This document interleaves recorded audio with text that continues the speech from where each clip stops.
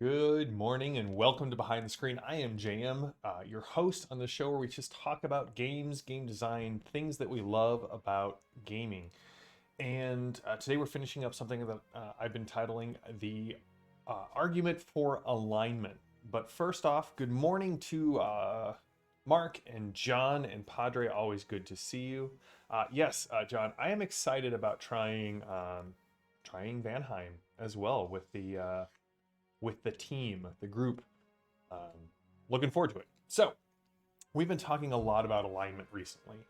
And the reason for that is because I think that it's far more fundamental and important to the game than sort of, and by the game, I mean uh, games that are based off of this heroic or epic fantasy. So D20 games, Pathfinder, D&D, the OSR, even as we talked about things as far, you know, a field from that as Torg Eternity and Isle, where you have the alignment of light, dark, and neutrality. And so we're going to wrap up today. This will be my last topic on this for a while. We're going to switch gears. I'll kind of talk about that at the end, what we're going to be talking about. We're going to spend the next several months looking at one of my favorite games. I actually just got the newest version of this book in Savage Worlds Adventure Edition. So we're going to be doing some how-tos, some thoughts on design, writing adventures, getting yourself published for Savage Worlds, and I'm really looking forward to that. But today we're going to finish up our discussion on alignment. Why use it? So I think at the highest level, alignment is a trope. It allows you to put a personality, or as we talked about in the very first video, it allows you to set up the sides, the ontological sides of your game. Morning, certified organic. Good to see you, buddy. Right, it allows us in very simple shorthand to, as GMs and as players, to go, what is my initial relationship to this? And the thing to remember in a fantasy world where gods and alignment planes exist is that for certain people there is no, I'm going to use a term here that I'm going to have to then back up a bit, but there is no alignment neutral ground. And I say that with kind of my kind of tongue-in-cheek, because there is true neutral ground and there is chaotic neutral ground and lawful neutral ground. But there is no spiritual or metaphysical neutral ground. You don't get to say, I'm not participating in this. Merely by saying I'm not participating in it, you picked a side in this conflict. And so, yes, it does imply that there is a war for existence going on at the fundamental levels of these games. It allows you to very quickly say who's on my side, who's not. Now, there are shades of gray, as always. We talked about this over the last couple episodes, especially in the episode with GM Matt. Hey, just because someone is lawful evil doesn't mean you can't work with them, right? I talked about this on the Delphi Council debriefings, because the Nile Empire also has the law of morality.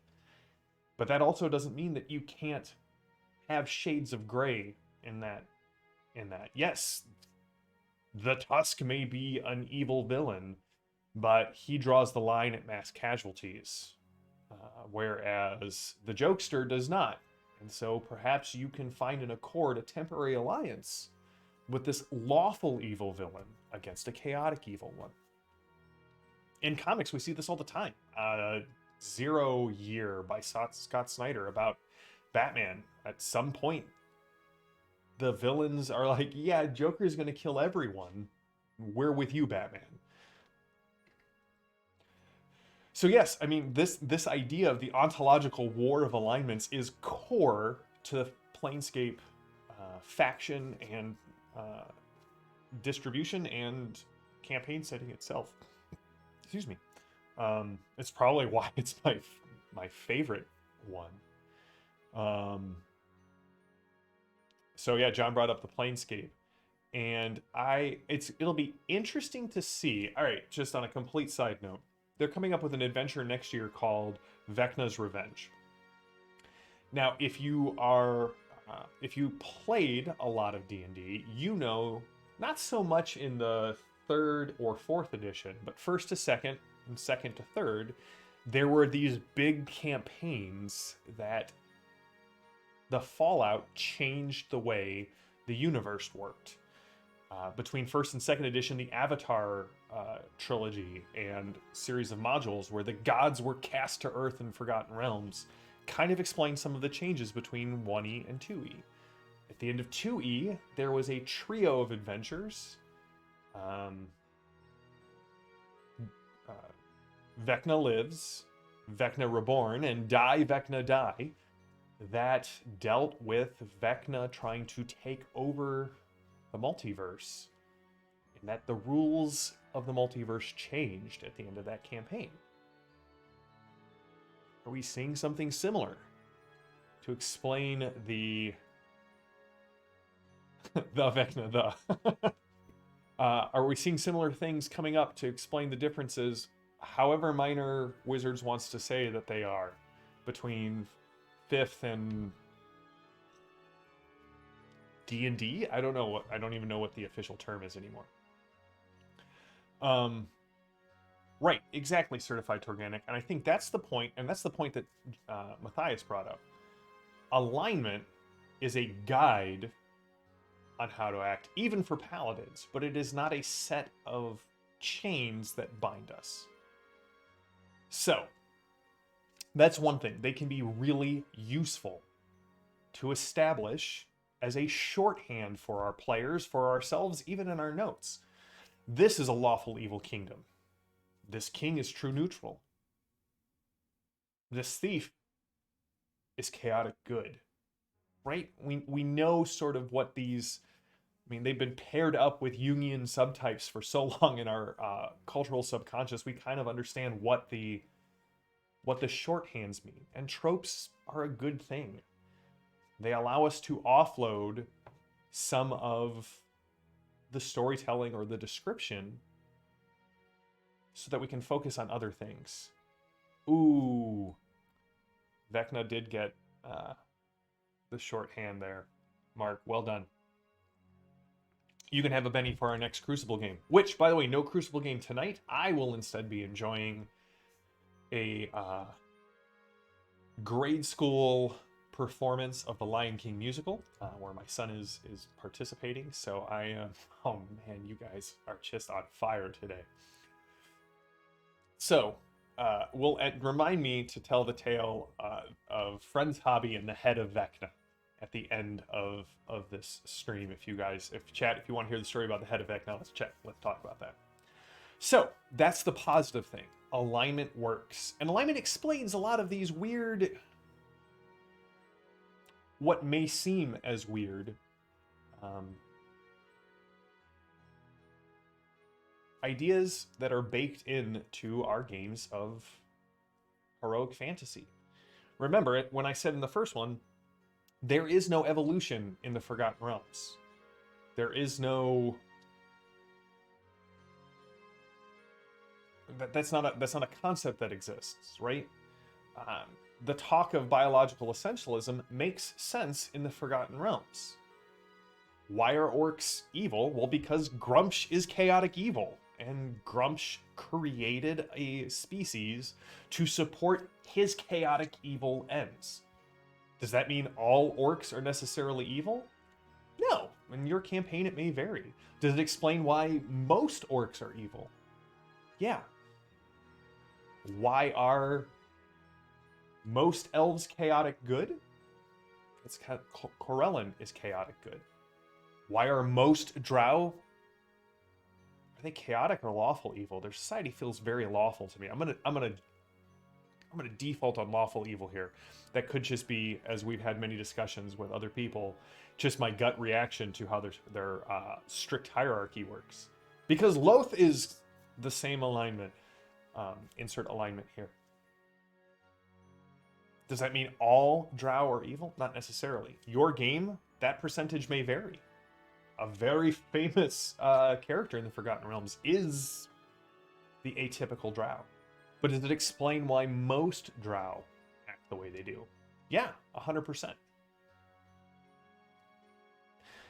So that brings us to what breaks down. So that's the positive. The negative of it is some of the game conceits break down.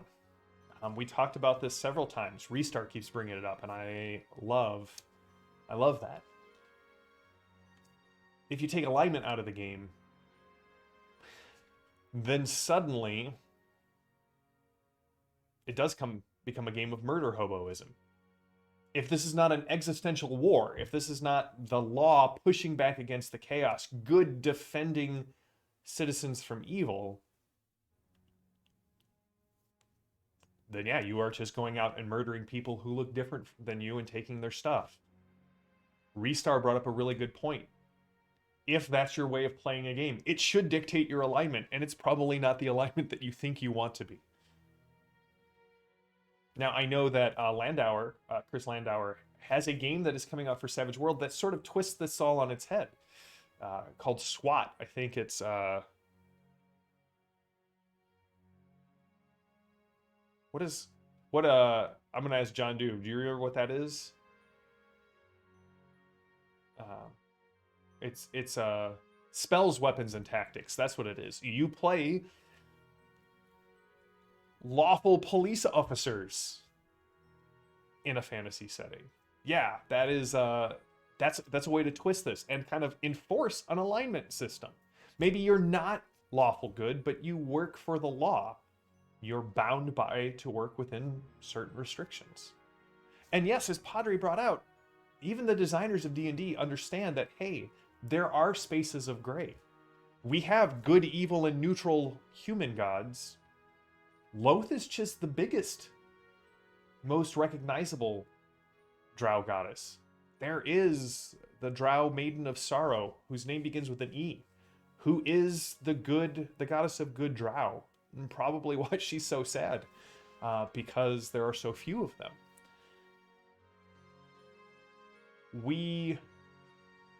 Yes, like if you play naval officers in a Starfleet, John, you're probably lawful. Exactly.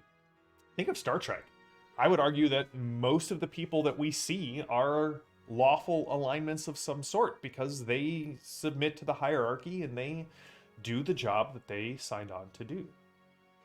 I think the Maquis in DS9, especially that one officer who is working to subvert Starfleet from the inside, would probably be a great example of chaotic, and depending on whether you believe in what he's doing, probably chaotic, neutral, good, or evil, depending on your point of view. Just as a side note, that line always sticks in my craw. Darth Vader killed your father when I told you the truth is true from a certain point of view. No, Obi-Wan, you're lying to Luke to make sure that he kills his father. That, seems like an awful thing to do. Maybe Obi-Wan is not as lawful as I thought. So, it breaks down if we pull this linchpin out. And I do think it breaks down in a lot of the modern discussions around how we treat things in D&D come out from this let's throw alignment kind of by the wayside. Also, certain spells don't make sense. There are spells and class features that assume you are playing the game using the alignment system. And as I mentioned before, players in the universe inherently understand that your character gets this in a way that you probably don't. Even if we're not using alignment languages as the trade talk among lawful, neutral, and evil creatures. It's not like you can ignore the fact that the entire afterlife in a fantasy world literally revolves. It is the great wheel of the alignments. You may not fundamentally understand the difference between the nine. You may not philosophize about how these things interact, but on some level, your character instinctually understands it. It's the same way that I don't think the country of atheists makes sense in Golarion. It's the one glaring thing that sticks in my craw every time I read that campaign setting. Why do paladins get their abilities by adhering to their codes? There's no ontological lawful good. It doesn't make sense. Detect good and evil in a gray morality setting doesn't really make sense. Neither does protection from good or evil. It would almost be like if Magic left the protection from white, red, black, blue, and green cards in the game, but people weren't playing with the mana types anymore. So, you may have come to the game and been like, I don't need alignment. I've never understood it. I don't need it. Let me suggest that maybe take another look at it. Dig a little deeper. See what benefits it would bring to your games and what problems it may solve for you. And again, a lot of people will say, well, alignment is very simplistic morality. People say the same thing about Lord of the Rings, and I would argue against both of those cases. Well, yes, we have an absolute evil figure, and you can have absolute evil figures in fantasy games. Doesn't mean there isn't rooms for shades of gray. The hero who struggles with temptation, like in Boromir. The evil person who does good things because either they serve their own ends or because they have a humane side to them, humanity side, compassionate side to them that they struggle to kill but just can't, like Raceland. Heck, Dragonlance is a great exploration of alignment in the D&D setting. I would argue perhaps the most cinematic, ready, and accessible of all of the D&D stories.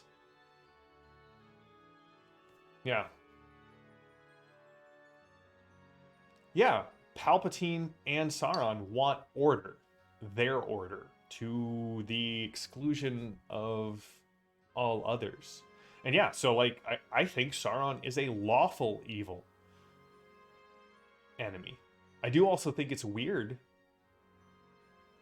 Now I kind of want to design some lawful evil Middle Earth style orcs. Or they just be essentially hobgoblins? It's an interesting question.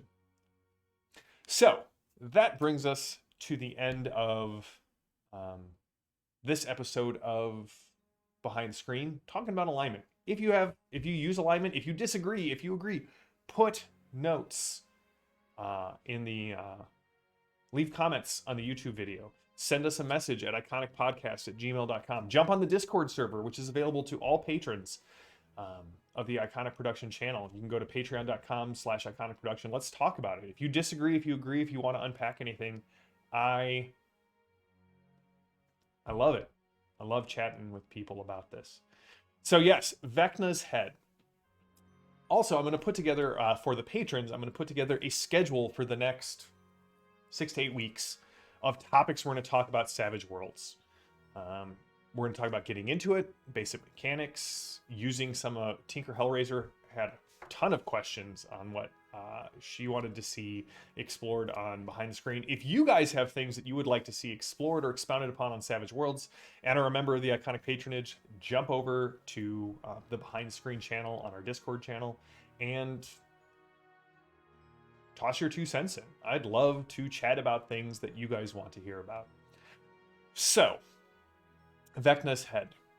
So I grew up in a town on the north side of Chicago called Waukegan. A town that had a game store named Friends Hobby Shop.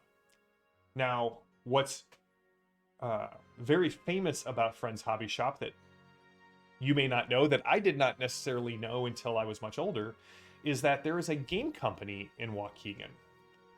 Kenzer Co. of Hackmaster and Knights of the Dinner Table is located in Waukegan, Illinois. And I can say without a doubt that the guy who runs the game store and Knights at the Dinner Table with the monkey that pees on everybody bears an awful likeness to Bob of Friends Hobby and his cat, which peed on everything.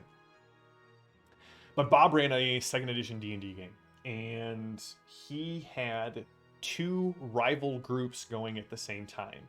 Both were going after the same MacGuffin in his campaign setting. One group was min-maxed all the way. Fighters, paladins, wizards, magic users.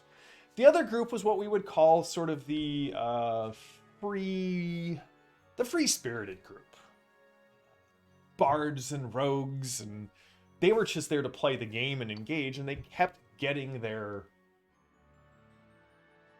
asses handed to them anytime they went head to head with, the min-max group. And so they crafted an idea. I don't know whether they got this from Dragon Magazine or whether they invented it and it ended up in Dragon Magazine, because those guys wrote a ton for Dragon. But essentially, the bards spent several months of the campaign laying rumors for something called the Head of Vecna. Their thieves stole money, and they built a tomb in the middle of the wilderness. They laid poems and forged scrolls. They didn't even have to go after the MacGuffin for several months of gameplay. Their entire thing was building this ancient-looking structure in an out-of-the-way place, and then seeding the campaign world with rumors of the Head of Vecna. And according to Bob, this other group bought the lie, hook, line, and sinker. And spent several months looking for this thing, found the tomb, went through all of the traps the other group had populated with monsters, illusion spells. They designed a dungeon just tough enough to be believable. Also hoping that it may call one or two of their enemies. And so they, this other group, found the Head of Vecna. A item that the bards and wizard of the other group had crafted with two special abilities. To be immune to the legend lore, or anything less than a legend lore spell. Which, if you know anything about D&D players, if you can't identify it, it must be magical. And to cast a spell that essentially made the body a motionless undead creature. Which, if you know anything about second edition, if you get raised as an undead creature, it's much harder to bring someone back from the dead. And so 3 of that min-max party died, having their allies cut their head off and try to attach the Head of Vecna to. Which caused them to, it caused a change. It made them look undead, so obviously something was going on. Maybe it just didn't happen quick enough. That other group found the magical MacGuffin and saved the kingdom. I am damn proud of that other group. That is some next level asymmetrical warfare in a second edition D&D game. And is not my story to tell, but my story to share. Bob was grinning from ear to ear, thought it was the coolest thing that had ever happened in any one of his games. So that's it. Until next time, stay safe, stay healthy, stay gaming. We will be back on Thursday with some Savage Worlds discussions. And looking forward to this next series. Hope you're all having a great day. Check out all the other great things we have on the Iconic Production channel. Jump over to the YouTube. If you would, please consider giving a thumbs up, leaving a comment. Helps YouTube's algorithm go, hey, this is cool stuff that other people might want to see. If you haven't, if you listen to the Iconic podcast, please consider jumping over there, leaving a rating on YouTube or Spotify. Again, for the same reason. It kind of helps bump us up in the algorithm. So, until then, I will see you all later. Thursday we'll be back, and Thursday night we will be. I will be on the Peg channel for another Savage Universe stream. I am looking forward to it. So I will see you all later. Have a wonderful day, and we'll see you all on Thursday. Have a good one.